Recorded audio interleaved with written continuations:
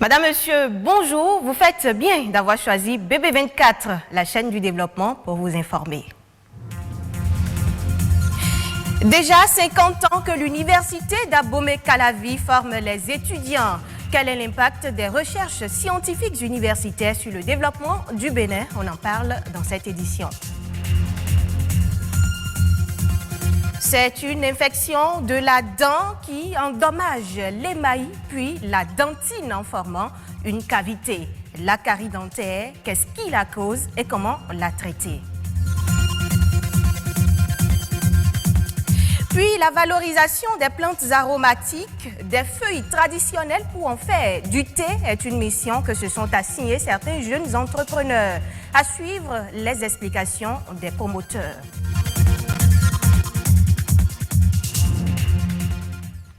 Bienvenue dans ce journal. L'université d'Abomey-Calavi célèbre cette année ses 50 ans d'existence. Un événement important dans la vie de la plus vieille université du Bénin.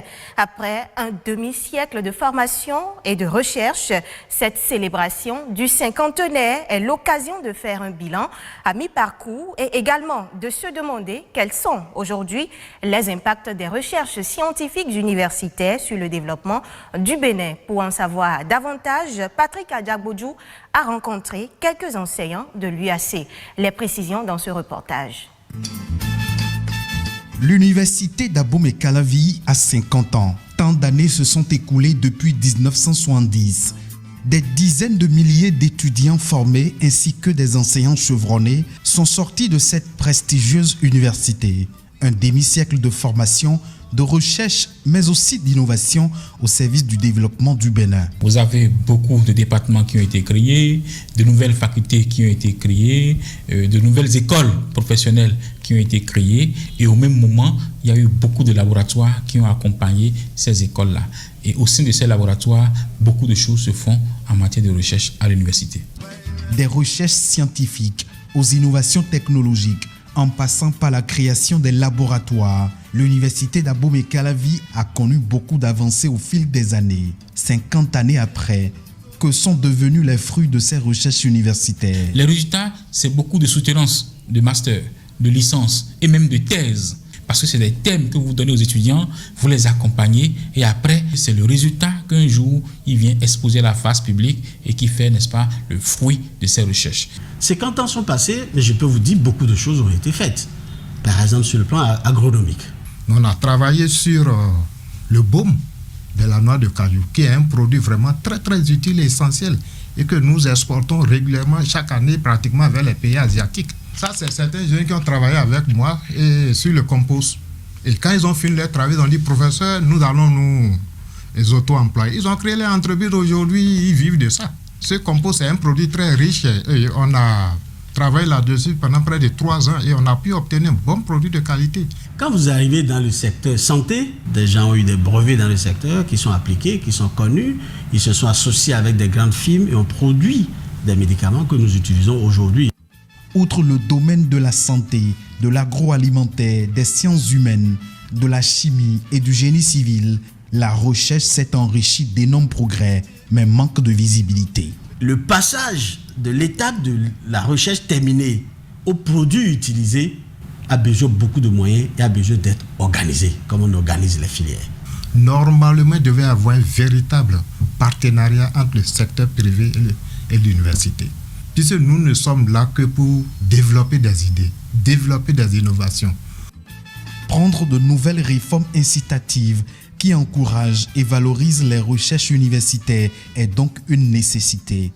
Mieux, en faisant l'option de doter nos universités publiques d'un cadre institutionnel pour assister et financer les projets de recherche pourrait bien être un gage de développement soutenu et durable. Parlons de la carie dentaire. C'est une maladie infectieuse qui se traduit par une destruction progressive de la dent par des bactéries. Elle est très souvent le résultat d'une mauvaise hygiène bucco-dentaire et de l'accumulation de plaques dentaires sur la surface de la dent. Et si elle n'est pas traitée, eh bien, une carie peut détruire votre dent. Quelles en sont les causes et comment évolue une carie dentaire si elle n'est pas traitée? Explication avec Rodrigue Blondoumé et Josué Sosa. Ghislaine souffre de la carie dentaire depuis des années, un mal qui l'oblige à consulter une fois par semaine. Et c'est ici, dans ce cabinet dentaire, qu'elle se fait ausculter. J'ai des douleurs dentaires, j'ai le problème de sensibilité, des fois j'ai le problème de carie, donc j'ai été obligée de venir voir la dentiste afin de trouver une solution à mes douleurs. Cette maladie qui apparaît comme une infection des tissus de la dent est provoquée par des bactéries présentes naturellement dans la bouche. Elle est aussi favorisée par la consommation du sucre et certains comportements à risque. Il y a plusieurs causes qui vont être favorisées, notamment par la mauvaise hygiène bucco-dentaire. Il y a des causes héréditaires qui peuvent vous favoriser. Il y a des causes nutritionnelles, l'alimentation. Et il y a des conditions de vie aussi, tout ça, mais tout ça est notamment favorisé par la mauvaise hygiène bucco-dentaire. Une mauvaise hygiène des dents qui peut entraîner des conséquences graves sur la santé. Quand on ne soigne pas et qu'on laisse le mal évoluer, après les microbes sont directement transportés dans le sang sur les organes, vont se greffer sur le cœur, sur les reins, sur d'autres organes. C'est pour ça qu'on exige aux patients qui ont d'autres maladies chroniques telles que le diabète, l'hypertension, la maladie de cœur, d'avoir une hygiène bucco-dentaire stricte. Pour prévenir cette maladie, il est conseillé d'éliminer la plaque dentaire qui se pose sur les dents après chaque repas. Se brosser régulièrement les dents devient la principale solution. Pour préserver son organe dentaire, la base, c'est une hygiène bucco-dentaire stricte. Il ne sert à rien de ne pas se brosser, d'utiliser des bains de bouche. C'est inutile. Une bonne hygiène bucco-dentaire est réglée simplement par un brossage matin et notamment la nuit. Le brossage du soir après le repas est le plus important. Mieux vaut prévenir que guérir. Dans le cas de la carie dentaire, la prévention est efficace et passe par une bonne hygiène bucco-dentaire. Et pour prévenir certaines maladies comme l'hypertension artérielle, il est souvent conseillé de faire des infusions. Et justement, certains jeunes béninois innovent dans le secteur en mettant sur le marché une gamme d'infusions fabriquées au Bénin. De quoi s'agit-il et comment les consommateurs apprécient-ils? Explication. Le marché a été un peu réticent au départ parce que le Béninois n'a pas l'habitude de consommer du thé. Après le repas, par exemple, on a l'habitude de prendre des boissons fraîches. Le second défi a été de mettre dans la tête des Béninois que le thé importé n'est pas forcément de qualité supérieure à ce que nous proposons ici. Pourquoi? Parce que quand vous prenez une infusion made in Bénin, par exemple, vous avez dans la même infusette, vous pouvez trouver de la menthe, du gingembre, du clou de girofle. Vous voyez, il y a une synergie de bienfaits et une synergie de saveurs. Donc forcément, au niveau du goût, vous n'avez pas le même effet. C'est beaucoup plus agréable à boire et beaucoup plus agréable à... Déjà, au niveau de la saveur, de la senteur, vous voyez déjà la différence entre ce qui est importé et ce que nous produisons chez nous. Les infusions made in Bénin n'ont pas d'additifs, n'ont pas de conservateur. Parce que l'additif et le conservateur dénaturent un peu en fait ce que nous voulons valoriser, la plante. Donc la plante est fournie et proposée à son état pur. Le mode de conservation, c'est le séchage des plantes, de tout ce que nous mettons dans le processus de fabrication. Pourquoi? Parce que le séchage permet de déshydrater la plante. Et c'est l'eau qui permet en fait, qui favorise la dégradation, la purification des plantes. Donc lorsqu'on enlève l'eau, lorsqu'on déshydrate correctement, comme cela se doit l'eau, lorsqu'on fait le séchage de façon professionnelle, la plante dure dans le temps. Il n'y a pas de risque sanitaire à craindre parce que si vous avez un mal de gorge par exemple, vous me direz que vous allez prendre du gingembre et du citron. Et là, vous ne me parlerez pas de dosage. On sait qu'à coup sûr, ce sont des ingrédients naturels qui n'ont pas d'effet néfaste sur la santé, mais tout de même, pour les infusions, puisque nous sommes des spécialistes, nous avons un dosage que nous respectons par infusette afin qu'il n'y ait pas de problème d'indigestion ou d'intolérance à à l'un ou l'autre des ingrédients.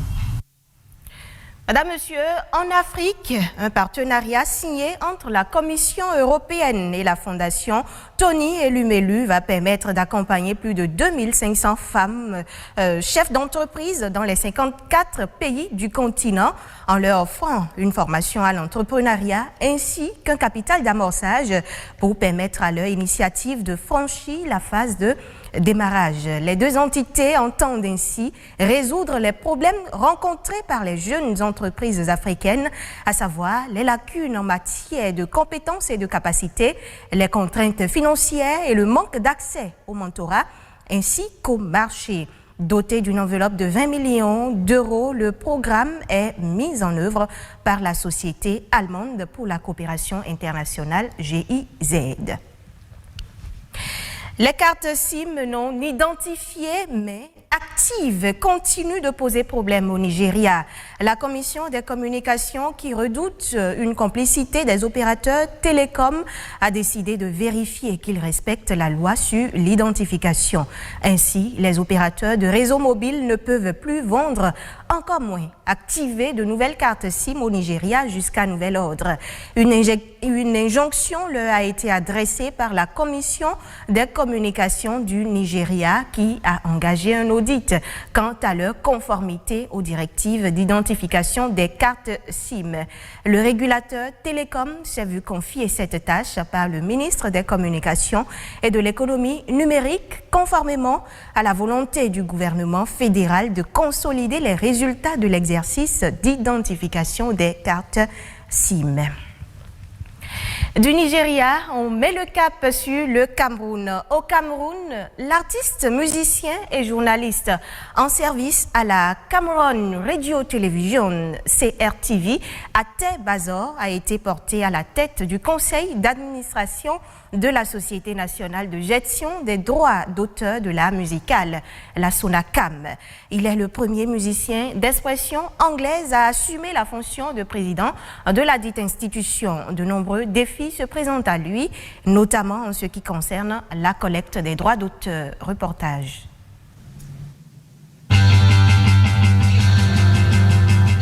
Pose sur les platines. On écoute les auteurs décider à reprendre leurs droits. Et c'est légitime. La musique inonde les ondes, mais garde sèche l'assiette des redevances. Dans les comptes, la SONACAM perd près de 7 milliards de francs CFA de manque à gagner par an. Il y a à peu près 300 000 bars au Cameroun.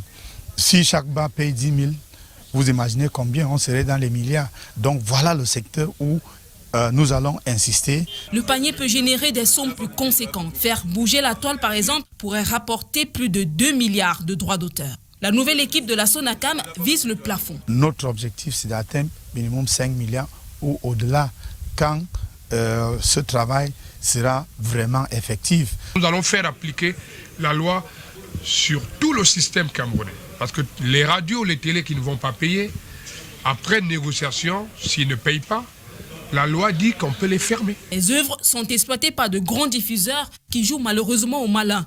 Heureusement, pour les droits, la loi veille. Ceux qui violent le paiement des droits d'auteur courent une peine d'emprisonnement de 3 mois à 2 ans ferme, suivie d'une amende comprise entre 20 et 500 000 francs CFA. Ça sonne mal. Danser dans la peau d'un mauvais payeur.